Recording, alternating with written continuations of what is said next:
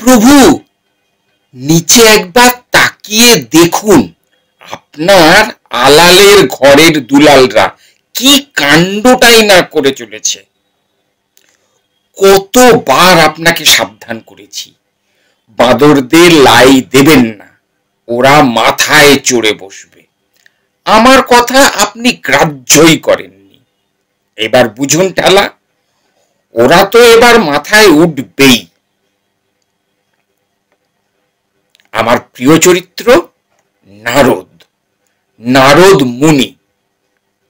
নারদ সব ধর্মেই আছে। বন্ধুরা, আজকে আপনাদের খ্রিস্ট ধর্মের নারদের কথা বলবো। এই গল্পে দেখতে পাবেন দেবতারাও কিভাবে মানুষের কাছে নাস্তানাবুদ হন। আমাদের গল্প শুরু হচ্ছে নারদের চিল চিৎকারে।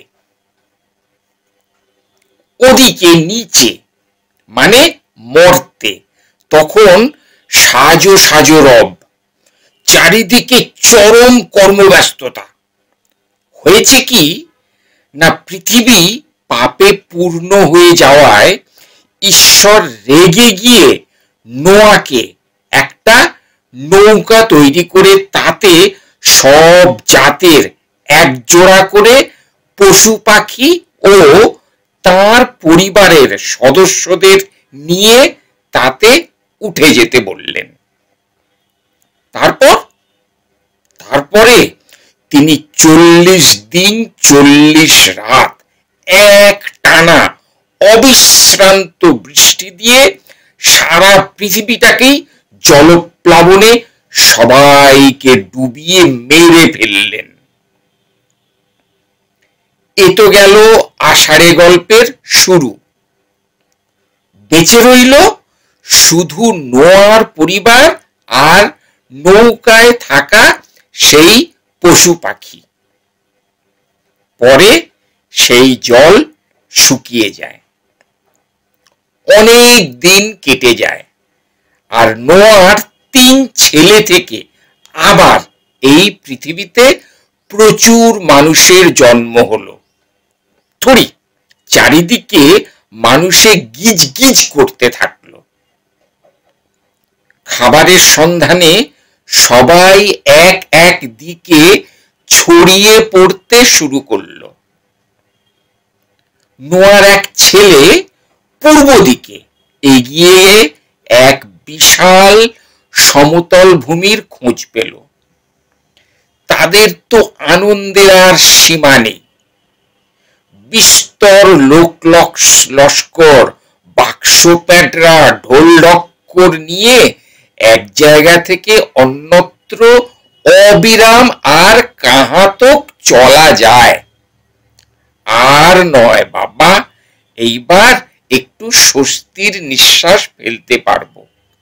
এখানে আমরা নিজেদের জন্যে একটা নগর গড়ে তুলব আর সুখে শান্তিতে জীবন কাটাবো। আর ও হ্যাঁ, আসল কথাটা বলতেই ভুলে গেছি। সেই জলপ্লাবনের কথা মনে আছে তো? ঈশ্বর কিভাবে নাকানি চোবানি খাইয়ে সবাইকে ডুবিয়ে মেরে ফেলেছিলেন। আর তা হতে দিচ্ছি না। আমরা ইট তৈরি করে ইট ভাটায় পুড়িয়ে এমন একটা আকাশ ছোঁয়া উঁচু মিনার তৈরি করব যাতে ঈশ্বর তার মর্জি মতো আর আমাদের জলে ডুবিয়ে না মেরে ফেলতে পারেন। বলা মাত্রই কাজ শুরু। আহার বিহার ত্যাগ করে একেবারে জোর কদমে কাজ করে দেখতে দেখতে অনেক উঁচু একটা মিনার তৈরি করা শুরু করে দিল।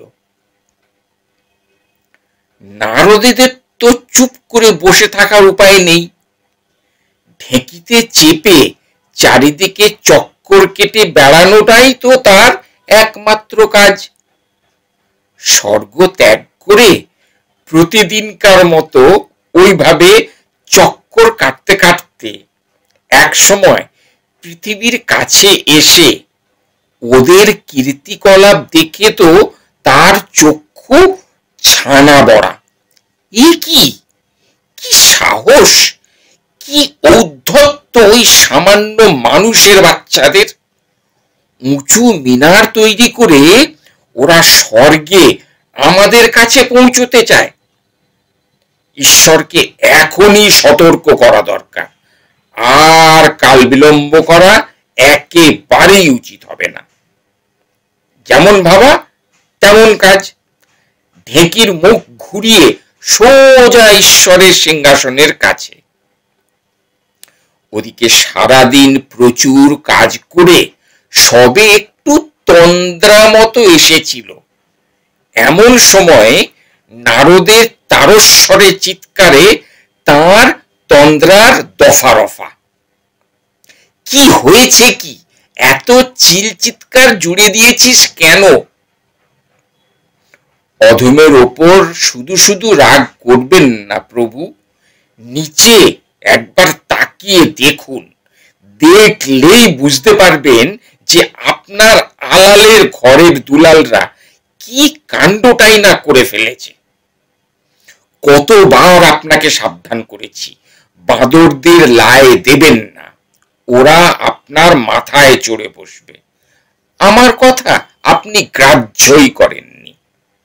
এইবার বুঝুন ঠেলা, ওরা তো এবার মাথায় উঠবেই। ওরা একটা অনেক উঁচু মিনার তৈরি করছে, যাতে ওরা সোজা আপনার কাছে চলে আসতে পারে। তা একেবারেই হতে দেওয়া যাবে না। ওরা সবাই তো একটাই ভাষায় কথা বলে। আমি এক কাজ করি, ওদের প্রত্যেকের ভাষা পাল্টিয়ে দিয়ে ওদের বিভ্রান্ত করে ফেলি।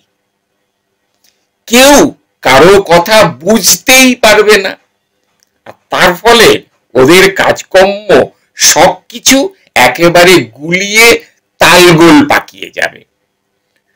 কত বড় সাহস ওরা আমার কাছে আসবে! দেখি কি করে ওরা এই কাজে সফল হয়। আমার সাহায্য ছাড়া ওরা কিচ্ছু করতে পারবে না।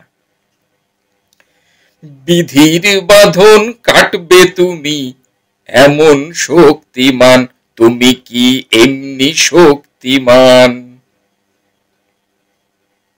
আমার গল্প ফুরলো, নোটে 60টি মুড়লো, কিন্তু ঈশ্বরের সাহসের বেলুন কিভাবে চুপসে গেল তা দেখলেন কি? কি পরিমাণ ভয় পেলে তবে সর্বশক্তিমান ঈশ্বর এই রকম কাজ করতে বাধ্য হন? ভালো কথা, এটা কিন্তু খোদ বাইবেল থেকে তুলে একেবারে গরম গরম আপনাদের কাছে পরিবেশন করলাম। রেফারেন্স? ও, আপনারা তো আবার রেফারেন্স ছাড়া কিছুই মানতে চান না। শুনে ভালো করে লিখে রাখুন, পরে সময় পেলে বাইবেলে বা গুগলে চেক করে নেবেন।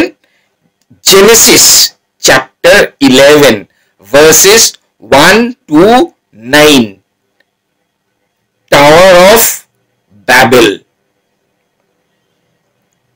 একটা লাইক, কমেন্ট বা সাবস্ক্রাইব কিছুই করবেন না, নিদেন পক্ষে অন্যদের সঙ্গে শেয়ার করুন।